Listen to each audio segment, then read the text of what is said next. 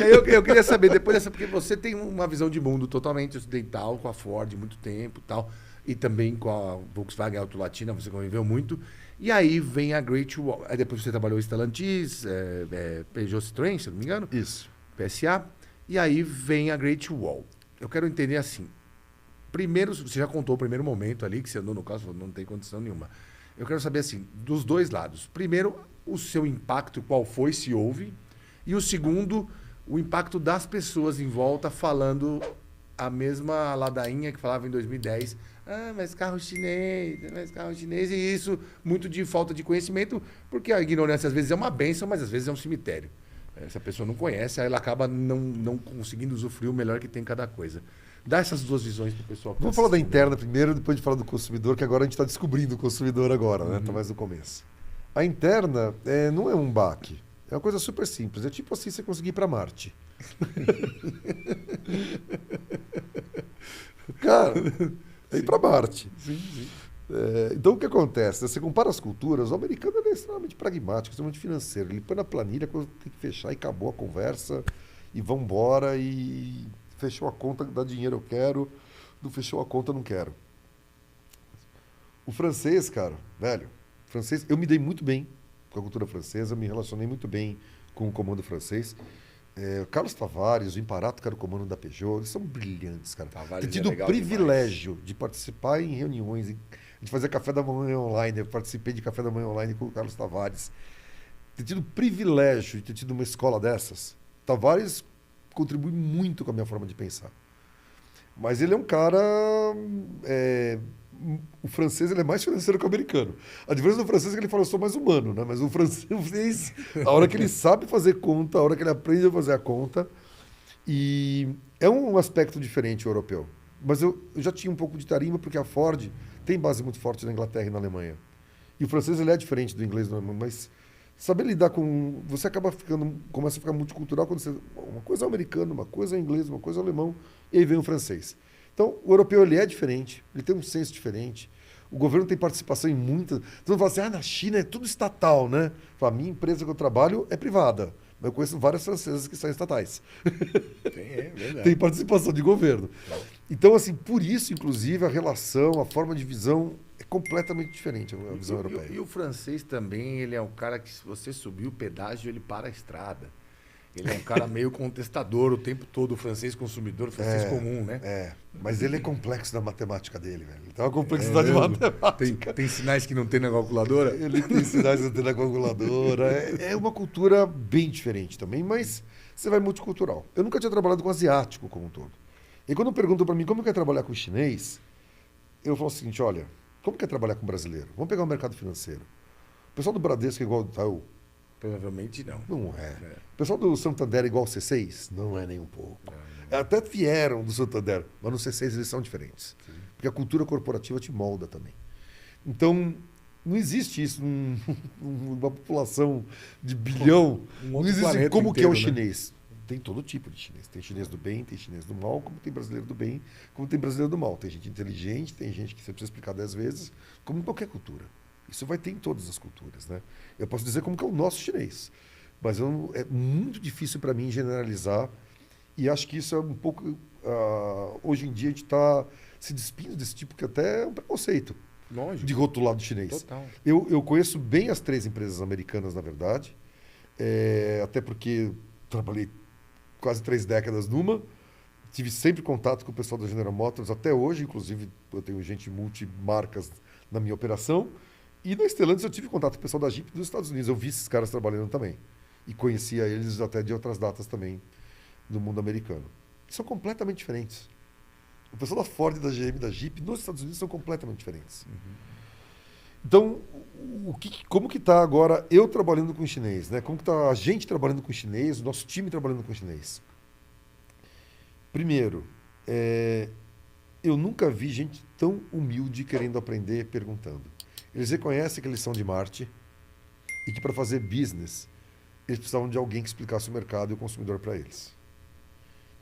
E como eles não conhecem, eles não tentam impor nada para a gente. Eles são humildes de ouvir e falar, é assim, é. Você poderia provar para mim isso? Vamos viajar. O nosso CEO Américas, né, a quem eu reporto, Ele já viajou o Brasil inteiro com a gente. Ele foi de carro até Goiânia para entender o mercado de Ele é picape. chinês. Chinês que mal fala inglês, tá? Como Ele fala 93%. pouco inglês só em rodas fechadas. Normalmente você vai ver ele Vem com fazendo discurso tradutor. em chinês com o tradutor do lado. Tá? A gente conversa porque engenharia de produto flui muito bem e tal, mas chinês. Os chineses de mais idade, eles De não... Rabei lá, como é que é o nome? Hebei, Perdão. Hebei é a província, né? A cidade é Baldim. Baldinho, isso aí. A nossa matriz fica em Baldim. E eu vou chegar em Baldim também, nessa explicação que é bem interessante. E o James, então, a visão dele, assim, de Brasil, a gente explicou tudo na teoria, ele ficou desconfiado. Ele pegou um carro, a gente alugou uma picape, foi visitar a fazenda, no eixo São Paulo-Goiânia, depois largou lá na locadora, voltou de avião, conheceu em Araçatuba, em Rio Verde, fomos de cidade a cidade pingando, visitando o fazendeiro. Aí ele falou, agora eu entendi tudo que você me explicou. Eu vi o Walter aqui, eu vi o Paulo lá. É verdade. Exatamente, é verdade. Parece que você conhece um pouco de picape, né? A gente vendeu um pouquinho de picape.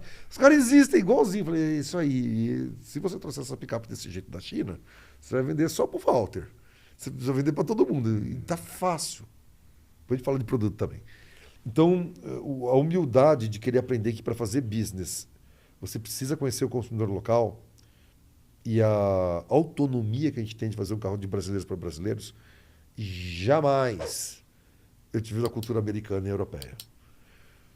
Talvez você vai voltar atrás e você vai falar tanto do Export quanto do Corsair 2 que eu citei, vamos ser justos aí na história. Realmente, o lucro de Ferrand teve um empowerment muito grande, né, conquistado pelo brilhantismo de engenharia, de uma ideia do Derek Cruz aqui dos Estados Unidos, desenvolvido nos Estados Unidos também, uma grande parceria. E não foi um produto que deu sucesso só no Brasil, sucesso no mundo inteiro quando foi lançado. Depois que era uma ideia de fazer um carro. Não era uma linha de produto inteiro, o resto da linha era todinha global. Aqui nós estamos falando da linha inteira a ser desenvolvida. A gente olha, parece uma loja de doce, assim, você entra e quer comer tudo. Você chega lá, começa a olhar o que você tem na prateleira de tecnologia e de produto, fala assim, combina o que você quer. É um Lego. Eu quero esse motor com isso daqui, isso aqui. Vai, faz conta, processa, tem que ter certeza que o mercado é esse.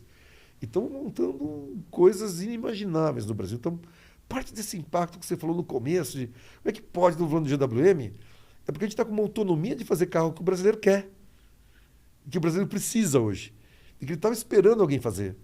E que as outras montadoras não têm autonomia ou às vezes não têm o dinheiro liberado para investimento no Brasil. Executivo com ideia tem um monte, velho. A gente ocupa um cargo aqui, podia ter outros no meu lugar. Mas precisa ter essa bagagem, precisa ter esse conhecimento, precisa ter esse drive de ser disruptivo, de ser dirigido ao consumidor. Mas o fato é que todos nós, profissionais da indústria automobilística, temos uma frustração. Claro. Que a gente fica querendo mudar o carro e vocês ficam metendo pau no carro e você fala, cara, eu sei, já falei para todo mundo que estava errado desse jeito. A gente sabe. Eu avisei antes. A gente sabe, mas tudo bem. E às vezes passa, mas vocês não avisam também, falam, estava errado. Não precisava ter deixado. Mas no caso agora, e dá um match perfeito, né? Que vocês pegam o carro, vocês têm que criticar alguma coisa. E é difícil achar um ponto para criticar no carro. Sempre vai ter na ponto verdade, de melhoria, né? Quando eu vou num lançamento assim, que eu rodo o dia, não consigo diagnosticar um carro em 35 minutos. Perfeito. Eu Não é fico- justo. é chato, não é justo para você, nem para mim. Porque eu posso estar cometendo um erro clamoroso. Como a gente viu alguns cometerem, e assim, o tempo vai mostrar. Deixa o cara falar, porque o tempo vai mostrar. Eu não me sinto nem confortável, nem de falar muito bem, nem de falar mal. Agora, a tua relação como consumidor do carro, como usuário, nós vamos te emprestar, né, Zeca? Já acertamos. Já vem. Não, A frota já está falou, acertada, com já. ele. Nós vamos colocar carro para você. Tem que usar como usuário, ainda mais esse carro, porque eu vou te falar uma coisa. Eu percebi isso. Eu fui numa convenção de lançamento lá na Europa do Peugeot 208 e 2008. Estava lançando tanto o motor a combustão quanto o elétrico naquela época. Aquela plataforma semiada. Tá atual, né? é a atual aqui. Sim. Do 208 aqui, foi lá em Amsterdã, a convenção de lançamento. Aí você tinha um ciclo de test drive para fazer. Você tinha que pegar um 208, pegar um 208 GT, tinha que pegar um 2008. Blá, blá, blá. E, velho, a gente está cansado de dirigir carro, né? Eu tinha dirigido o protótipo 208, aí você entra numa convenção de marketing, aí te põe lá, falando francês, no teu ouvido lá, dirige isso aqui, você dirigia e tal. Aí tinha uma turma de revezamento, 4 pessoas do carro, falando, não quero nem dirigir, velho, dirige você. A hora que eu peguei um elétrico, cara, animal. E é diferente da tua experiência de dirigir. Sim. O carro é muito legal. Fazendo propaganda da Peugeot aqui, hein? Fazendo merchan. O carro é muito legal. O carro, a hora que você dirige, ele é muito legal. Aí você chega, volta e fala assim, poxa vida, eu vou lançar um GWM.